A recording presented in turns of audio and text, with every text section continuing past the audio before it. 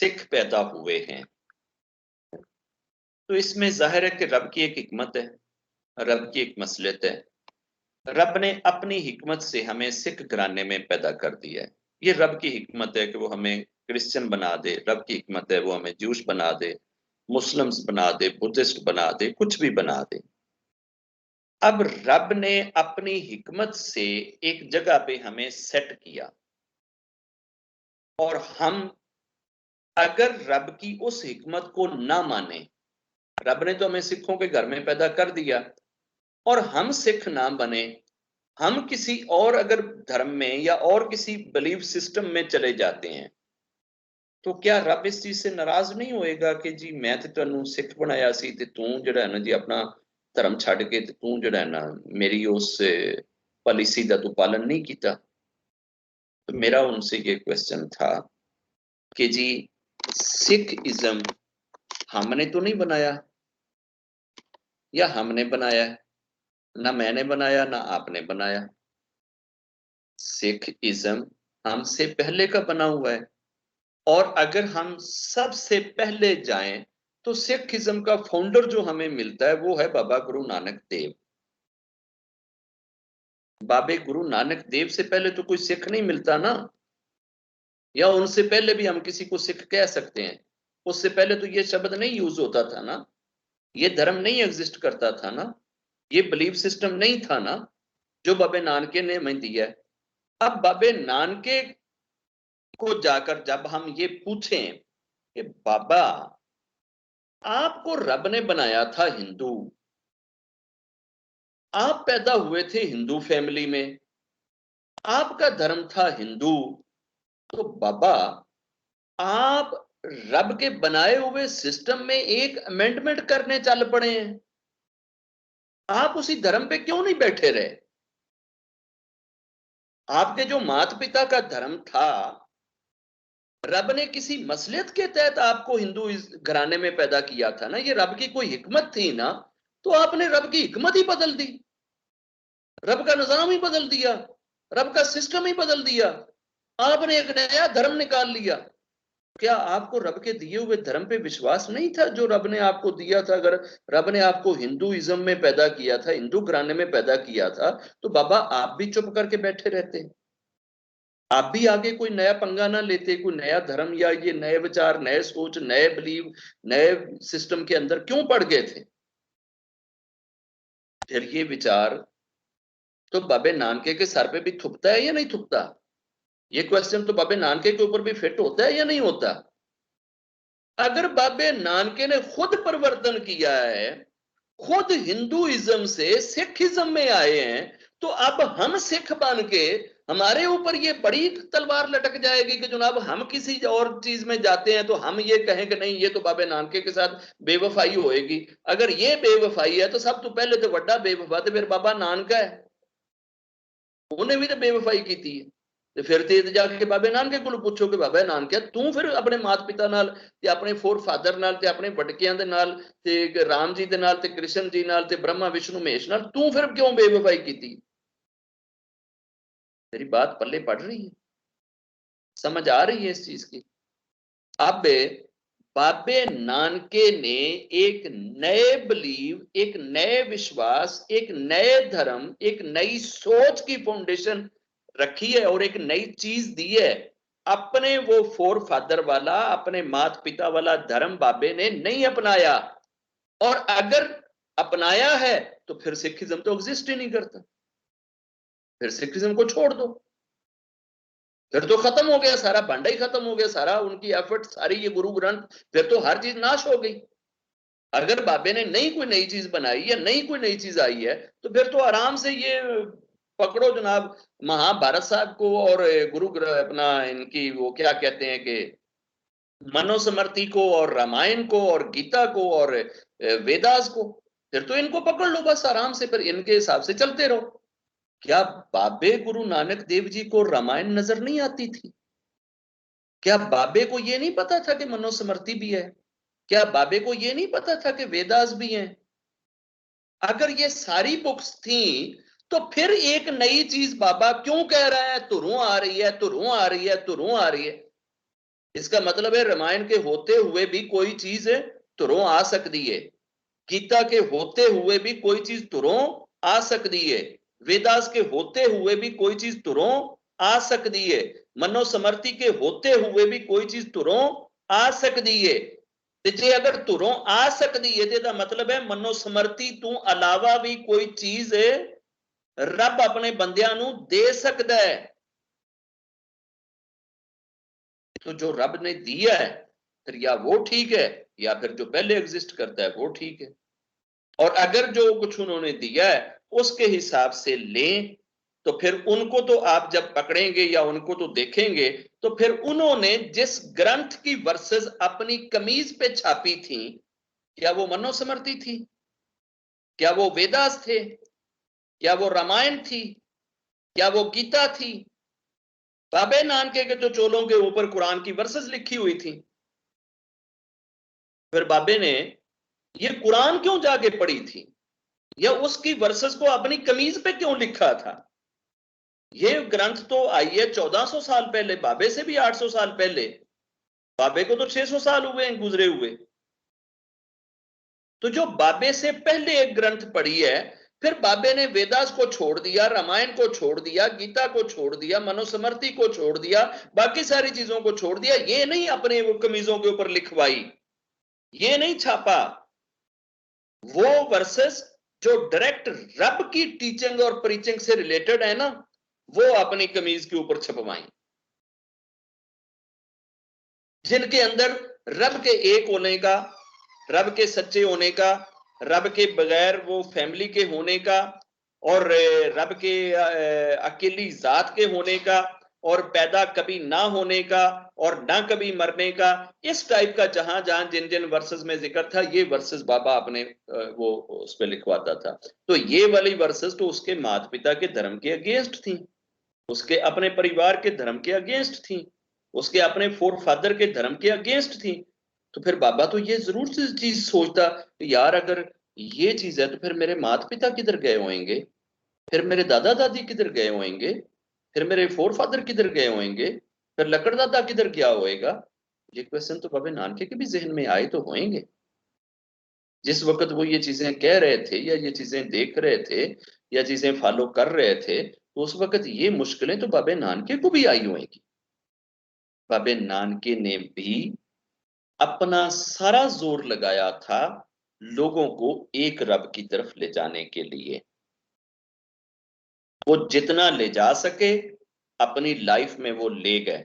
उसके बाद रब ने जितनी उनको मोहलत दी थी वो रहे, उसके बाद वो इस वर्तमान से चोला कर गए। जब इस वर्तमान से चले गए तो ये तो हमने बनाया हुआ है कि जी पीछे इतने गुरु आए और जी हर गुरु में उनकी जोत आ रही है, ये रब ने तो नहीं कहा। रब ने तो कभी ये नहीं कहा कि किसी एक मैसेंजर से वो जोत दूसरे मैसेंजर में जाएगी। रब ने तो कभी ये नहीं कहा कि वो जोत जो है वो एक प्रॉफिट से दूसरे प्रॉफिट में जाएगी। रब ने तो ऐसे नहीं कहा। ऐसे ही किसी भी गुरु की कोई जोत किसी दूसरे गुरु में जाना जरूरी नहीं है। लेकिन इसका ये मतलब नहीं है कि हम उन बाकी गुरुओं को कोई एक आम कॉमन इंसान की तरह समझें या उनको डिग्रेड करें या उनको डिसरिस्पेक्ट करें, ये मतलब नहीं है। हमसे तो वो करोड़ों दर्जे बेहतर हैं, हमसे तो बहुत अच्छे हैं। हम नहीं उनका कोई ये नहीं कोई हम कोई उनका कोई अनादर करने के चक्कर में आए या उनको कोई डिसरिस्पेक्ट करने के चक्कर में या ये चीजें। लेकिन यार बाबे नानके ने जो सच्चाई ढूंढी थी, इनका काम था कि पीछे वाले उस सच्चाई में कोई चीजें ऐड करते जाते, लेकिन पीछे आने वाले किसी गुरु ने बाबे नानके के उस काम में कोई एडिशन नहीं करा, सब्ट्रैक्शन कर दी है। जितना वो कर गए थे, एक रब के बारे में तो कंसेप्ट क्लियर कर गए थे ना। अभी अगला कंसेप्ट तो सिर्फ प्रॉफिट के बारे में और डे ऑफ जजमेंट में और स्वर्ग नरक के बारे में रह गया था ना। तो ये बाकी गुरुओं की ड्यूटी थी ना जो पीछे आए थे, इनका काम था ना कि और सर्च करते, उस ग्रंथ को और पढ़ते, जिस ग्रंथ को बाबा नानका पढ़ता रहा, समझता रहा, जानता रहा, उस ग्रंथ में और डीप में जाते तो खुद ब खुद बाकी चीजें भी मान लेते। अब जिस ग्रंथ को बाबे नानके ने माना है, आप उस ग्रंथ को फिर आधा क्यों मानते हैं? या तो आप माने ही ना, या आप ये कह दें कि बाबे नानके ने कुरान की कभी भी कोई वर्ष जो है वो अपने चोले पे नहीं कढ़ाई, नहीं उन्होंने वो चोला पहना, फिर तो ठीक है। और अगर कढ़ाई है और अगर आप इस चीज को मानते हो कि वो उस ग्रंथ को मानते थे, तो फिर उस ग्रंथ को ये कैसे आप कह सकते हैं कि ग्रंथ का कुछ हिस्सा तो ठीक है और ग्रंथ का कुछ हिस्सा ठीक नहीं है? ऐसे तो नहीं हो सकता। मानना है तो सारी माने, इनकार करना है तो सारी का इनकार करो। तो जो बाबे ने रब का तस्वर दिया है वो सारा उसी ग्रंथ से लिया गया है। उस ग्रंथ के अंदर रब के 99 नेम दिए गए हैं और बाबे ने हमें 9 नेम दिए हैं। इन 9 नेम्स के अंदर जो करेक्टरिस्टिक्स रब की आएंगी, उससे ज्यादा उधर पड़ी हैं या उससे कम उधर पड़ी हैं? वहां पे 99 है, इधर 9 है। अब अपनी लैंग्वेज में गो कि उन्होंने बड़ा कंप्रिहेंसिव काम किया है। जो उस वक्त फेथ को परिवर्तन करने के लिए जो जरूरी करेक्टरिस्टिक्स थी ना, वो वाली करेक्टरिस्टिक्स बाबे ने डाली हैं गुरु मूल मंत्रा के अंदर, जो सीधी जाके हथौड़े की तरह लगे। जिस वक्त उन्होंने एक ओंकार कहा है ना, तो उन्होंने जितने हमारे मंदिरों में मूर्तियां पड़ी थी ना, सारी उन्होंने हथौड़ा मार के तोड़ दी। ये है बाबे नानके का हथौड़ा, एक ओंकार, एड्डा बड्डा हथौड़ा है कि कोई मूर्ति ऐसे सामने नहीं खड़ी हो सकती। बात की समझ आ रही है? ये हथौड़ा मैंने नहीं चलाया, ये बाबे नानके ने चलाया है। और बाबे नानके को ये खबर थी कि भाई इन्हीं मूर्तियों के आगे तो मेरी मां भी मत्था टेकती है, मेरा पिता भी मत्था टेकता है, मेरे नाना दादा मामा चाचे ताए सारे टेकते ने, तो यार मैं सारियां ही भन्नण दियां। ਤੇ ਜੇ ਅਗਰ ਮੈਂ ਸਾਰੀਆਂ ਭੰਨ ਦਿੱਤੀਆਂ ਤੇ ਮੇਰੇ ਜਿਹੜੇ ਨਾਨਾ ਦਾਦਾ ਤੇ ਜਿਹੜੇ ਗੁਜ਼ਰ ਗਏ ਨੇ, ਤੇ ਯਾਰ ਇਹ ਫਿਰ ਇਹ ਕਿੱਧਰ ਗਏ ਨੇ, ਇਹਨਾਂ ਦਾ ਫਿਰ ਕੀ ਬਣेगा? तो क्यों क्यों कहा एक ओंकार? किस लिए कहा एक ओंकार? तो ये लिया कहां से एक ओंकार, आया कहां से एक ओंकार? तो जो चीज उन्होंने सीखी और जिस सीख के बाद उन्होंने ये कंसेप्ट दिया है, वो चीज उन्होंने जो सीखी है उसमें से जितनी बातें वो अपने होते हुए अपने जीवन में अपनी जिंदगी में बता सकते थे वो उन्होंने बता दी। जितने का वो कंपटीशन कर सकते थे, जितना मुकाबला वो कर सकते थे, जितना वो सह सकते थे वो सह गए।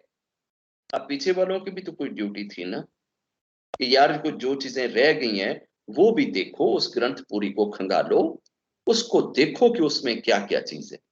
आगे सिर्फ 3 चीजें ही और थी ना कि अगर उसमें डे ऑफ जजमेंट स्वर्ग और नरक डाल दिया जाता, तो बाकी तो मोहम्मद साहब जी का सारा कंसेप्ट और बाबे नानके का कंसेप्ट तो 101% एक भी बात मूल मंत्रा की और बाबे नानके की बिलीफ सिस्टम की गुरु ग्रंथ साहब के अंदर ऐसी नहीं है जो मोहम्मद साहब जी की टीचिंग से टकराती हो। कोई एक बात भी ऐसी नहीं है। 84 लाख जून बुद्धिज्म सारा टकराता जी। 84 लाख जून का भी कॉन्सेप्ट इसमें है। जो भी मतलब की चीजें हैं वो ही री इनकारनेशन, ये तो सारा मतलब उनके माता पिता का कंसेप्ट है ना। अब ये जितना भी कंसेप्ट रब के बारे में था, रब के बारे में जो बुद्धिज्म में पाया जाता है, जरतश्तिज्म में पाया जाता है, क्रिश्चियनिटी में पाया जाता है, जूइशिज्म में पाया जाता है, ये सारे के सारे कंसेप्ट टकराते हैं मोहम्मद साहब जी के कंसेप्ट से। जूइशिज्म का कंसेप्ट भी टकराता है, क्रिश्चियनिटी का कंसेप्ट भी टकराता है, और बुद्धिज्म का कंसेप्ट भी टकराता है, हिंदुइज्म का कंसेप्ट भी टकराता है। सिर्फ और सिर्फ बाबे नानके का रब का कंसेप्ट और मोहम्मद साहब जी का कंसेप्ट ये आपस में टकराते नहीं है, ये एक जैसे सेम एग्जैक्ट एक टीचिंग है, दोनों की एक है।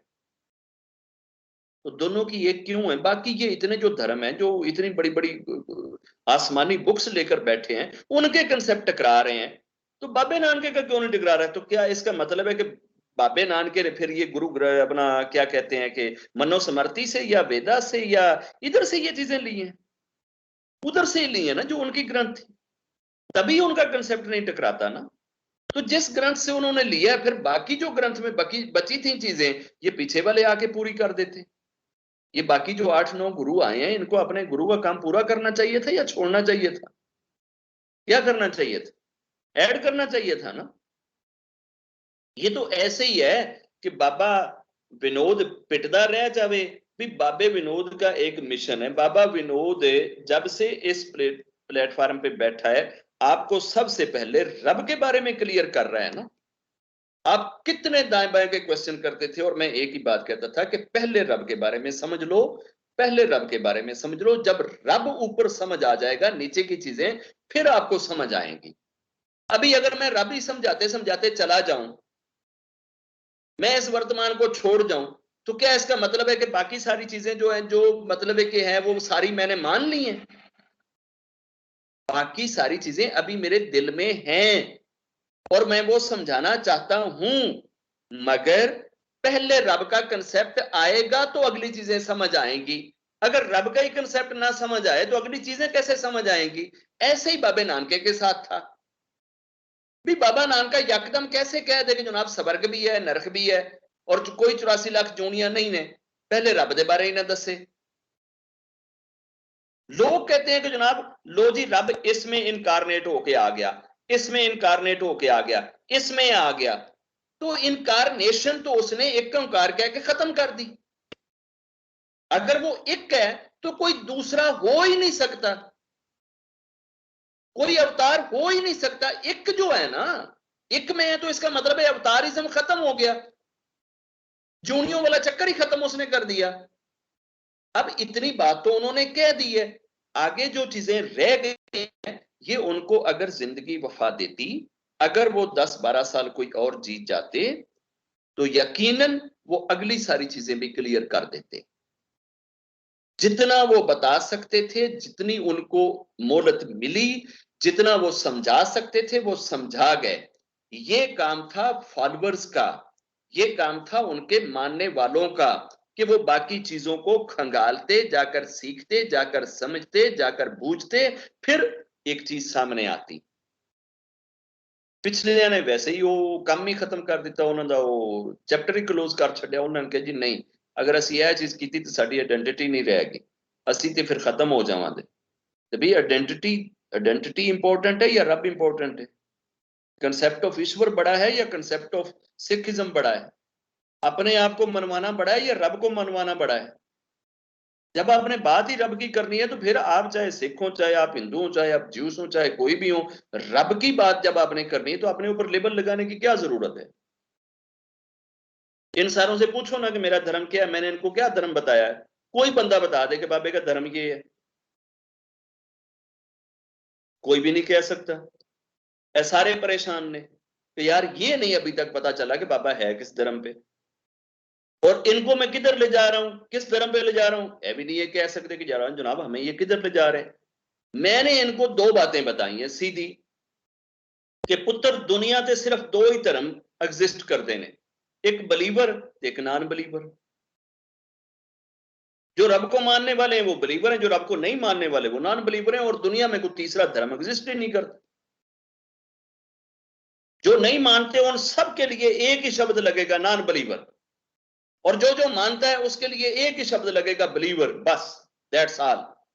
अब बिलीवर में, बिलीव के अंदर आगे टेंटिकल्स हैं, उसकी कैरेक्टरिस्टिक्स हैं। ये अकेला शब्द बिलीव कोई कंप्लीट नहीं है। इस बिलीव के आगे जितने हिस्से हैं कि बिलीव में क्या क्या आएगा, वो अब आप एक दिन में तो किसी को बिलीवर नहीं बना सकते ना। आप एक फ्रेंच बंदे को पकड़ते हैं, आपने उसको बिलीवर बनाना है, तो आप उसको क्या एक ही दिन में सारी चीजें ये सारी समझा देंगे कि जनाब इसको कहते हैं बिलीवर? वक्त लगेगा ना। तो जितनी चीजें आप उसको बता गए, उसके बाद आपकी अगर डेथ हो जाए तो जो चीजें अभी आपने बतानी थी, जो आपके अंदर थी, जो मन में थी, अगर वो रह गई हैं या छूट गई हैं, तो ये देखो ना कि जो बताई है वो किसके तरफ से आई हैं, वो किधर से ली गई हैं। इस सोच के साथ बाकी चीजों का आप पता कर लो कि यार बाकी चीजें किधर से आई होंगी। अगर एक आदमी, आजकल ये फिजिक्स के अंदर बहुत सारे लोगों के बच्चे फिजिक्स में पढ़ते होंगे, फिजिक्स के अंदर न्यूटन के लॉज ऑफ मोशन है, और लॉज ऑफ मोशन है 3। ये जिनके बच्चे पढ़ते हैं ऐसा ही, अभी लॉ ऑफ मोशन 3 ही है। अब अगर एक आदमी आपको लॉ ऑफ मोशन बताता है और एग्जैक्ट वही बताता है जो न्यूटन की वर्डिंग है, और 2 लॉ ऑफ मोशन बता देता है, तीसरे लॉ ऑफ मोशन का जिक्र नहीं करते, तो आप ये कहें कि जनाब थर्ड लॉ ऑफ मोशन है ही नहीं है। अगर होता तो वो जनाब ये फलां बंदा जो है ना वो भी जरूर बताता। जो दो उसने बताए हैं, या तो ये किसी और साइंटिस्ट के हो ना, किसी और वर्डिंग में हो, किसी और कंसेप्ट के साथ हो, तो फिर तो हो सकता है कि तीसरे का वो डिनाई कर रहा हो।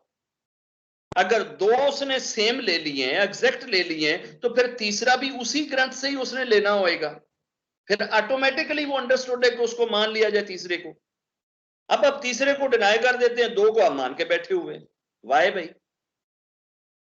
ये तो फिर हम हट धर्मी पे आ गए ना, कि जी हमने इतनी सी बात तो बाबे की ली मान कि जो आपने मूल मंत्रा में दे दी है, हुण इहनूं ते असीं डिनाई कर नहीं सकते, क्योंकि बाबा अपने जीवन दे विच मूल मंत्रा रख के, मूल मंत्रा वो कील ठोक गया है बाबा, जिन्हों तुसी पट के वापस बाबे नूं हिंदूइज्म च नहीं ले जा सकते। लख कोशिशां कर लो कि बाबे नानके नूं तुसी ये कहो कि बाबा नानका हिंदूइज्म पे, बाबे का मूल मंत्रा ये कील है, कील। इस कील को आपको खेड़ नहीं सकते। अब ये कील आया कहां से है, ठुका कैसे है, इसके टेंटिकल मकसद क्या है, उसको जब आप रीड करोगे तो खुद ब खुद पता लगेगा कि यार ये सेम टीचिंग्स हैं जो मोहम्मद साहब जी। ये तो लॉ ऑफ मोशन वाली बात होगी कि आप एक साइंटिस्ट के दो लॉ ले रहे हैं, तीसरे को आप निकारे जा रहे हैं। और मोहम्मद साहब जी की टीचिंग के अंदर अगर आप एक रब का कंसेप्ट ले रहे हैं, ग्रंथ के अंदर जिसकी वो वर्सेस बाबे ने अपने चोले पे कड़वाई थी, उसी ग्रंथ के अंदर तो बताया गया कि डे ऑफ जजमेंट है, उसी के अंदर तो बताया गया कि स्वर्ग भी है, उसी के अंदर तो बताया गया कि नरक भी है, उसी के अंदर तो ये चीजें भी हैं। ऐसे ऐसे उधर जो है ना वो पापों की सजा मिलेगी और ऐसे ऐसे आपको नेकियों की जजा मिलेगी। तो फिर टोटली वापस चले जाओ, ਛੱਡੋ ਸਾਰੀਆਂ ਚੀਜ਼ਾਂ ਨੂੰ ਤੇ ਵਾਪਸ ਚੱਲਨੇ ਉੱਥੇ। ਉਹ ਬਾਬੇ ਜੀ ਉਹਨਾਂ ਦੇ ਮਾਤਾ ਪਿਤਾ ਦੇ ਧਰਮ ਤੇ ਕਾਲੂ ਚੰਦ ਜੀ ਨੂੰ ਤੇ ਉਹਨਾਂ ਦੀ ਮਾਤਾ ਜੀ ਨੂੰ ਪਕੜਨੇ ਔਰ ਉਹਨਾਂ ਕੋਲ ਪੁੱਛਣੇ ਕਿ ਦੱਸੋ ਕੀ ਕਰਨਾ, ਤੇ ਉਹ ਤੇ ਕਹਿਣਗੇ ਕਿ ਆਜੋ ਇੱਥੇ ਮੇਰੇ ਘਰ ਦੇ ਵਿੱਚ ਮੰਦਿਰ ਹੈ, ਇੱਥੇ ਕੀਤੀ ਜੋ मूर्ति पूजा, मौजा लग जाएंगी। तो हमें रियलिटी को चबा चबा के ना, आधा मुंह में, आधा बाहर, आधा पीसते हैं, आधा झंझोड़ते हैं और ऐसे फेंक देते हैं, पूरा निगलते नहीं है, निगलने की हिम्मत नहीं करते, इतना हौसला नहीं होता। और सबसे बड़ा जो इंसान के आगे हर्डल आती है ना, वो हर्डल ही यही होती है कि इंसान को सिर्फ यही प्रॉब्लम हमेशा सताती रहती, लोग की कहणगे, लोग नहीं कहणगे, साडे वडके की कहणगे, बाप दादा की कहणगे। ते ए ते फिर बाबे नानके कोल भी जाके पूछो ना कि बाबिया तेरे माता पिता ते तेरे नानके ते तेरे दादके की कहणगे। फिर ते बाबे नूं एडा वड्डा स्यापा ही नहीं पैना चाहिदा सी, एडे वड्डे फड्डे जी नहीं पैना चाहिदा सी। और मजे की बात यह है कि जहां बाबे ने इराक के अंदर, बगदाद के अंदर इतना लंबा समय गुजारा है, इतनी देर उधर बाबा रहा है, इतने सालों उधर रहा है, उधर तो सारे मुसले थे। तो मुसलों को आप थोड़े कंसेप्ट के साथ रब का कंसेप्ट समझाएंगे या बड़े कंसेप्ट के साथ आप उनको समझाएंगे? भाई उनकी ग्रंथ में 99 नाम है और आप सिर्फ नाम 9 नाम लेके बैठे हुए हैं।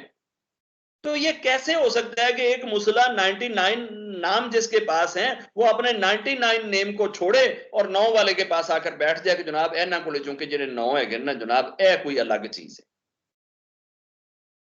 ये बड़ी अजीब सी बात है, ठीक है, और बड़ी अहमकाना बात लगती है, बचगाना बात लगती है, पागलपन लगता है। अगर वहां किसी एक भी मुसलमान को एक लम्हे के लिए भी ये अंदाजा होता कि ये बाबा जो है ये डे ऑफ जजमेंट को नहीं मानता, ये स्वर्ग को नहीं मानता, ये नरक को नहीं मानता, तो एक भी बंदा उनके चरणों में ना आता, कभी भी ना आता। और अगर एक भी बंदा उनके पास ना आता तो इतने सालों उधर बैठते किस लिए?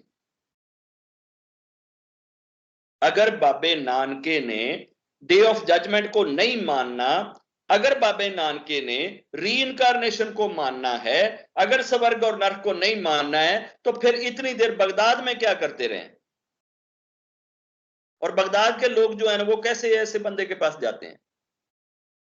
यार आज का जो मसला है ना, आज का भी जो मसला है, जो गए गुजरे दौर का मसला है, इसको भी आप किसी ऐसे बाबे के पास ले जाएं जो जाकर ये कहे कि जनाब तेरा कोई डे ऑफ जजमेंट नहीं आना, ठीक है ना, कोई स्वर्ग नरक नहीं हैगा, बस सिर्फ यही जिंदगी है, तो क्या गुजरा मसला भी उसके पास नहीं बैठेगा, भावें वो जिड्डियां मर्जी चमत्कारियां कर रहा होवे।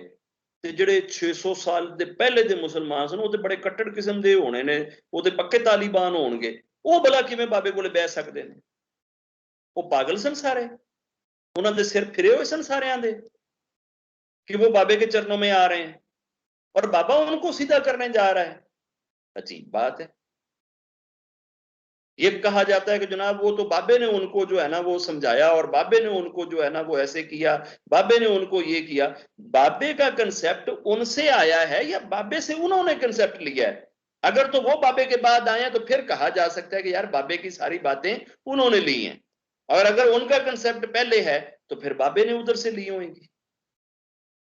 जो कंसेप्ट पहले नहीं है, ये अभी न्यूटन ने लॉ ऑफ मोशन बना दिए हैं, तो बाबा विनोद अब आ रहा है, तो Baba Vinod law of motion Newton से लेगा या न्यूटन मेरे से लॉ ऑफ मोशन लेगा जो पहले ही गुजर गया?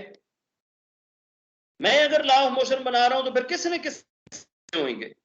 ऐसे ही रब की मौजूदगी के ऊपर अगर वो ला बना रहे हैं, अगर वो मूल मंत्रा बना रहे हैं, मूल का मतलब ही जड़ है, मूल का मतलब ही कील है, मूल का मतलब ही वो जो है ना वो आपने क्या कहते हैं रूट है, तो वो रूट जिधर से आई है आप उस चीज को मानते नहीं हो, उस ग्रंथ को मानते नहीं हो, ना उस ग्रंथ लाने वाले को मानते हो, और कहते हो कि जनाब जी वो हमें जी रब ने जिस चीज पे पैदा किया है हमें वो उस चीज का ख्याल करना चाहिए, अगर हमने उसमें कोई चेंज करी तो ये तो फिर रब की नेचर के साथ ये ज्यादती है, तो फिर रब की नेचर के साथ तो सबसे बड़ी ज्यादती बाबे नानके ने की।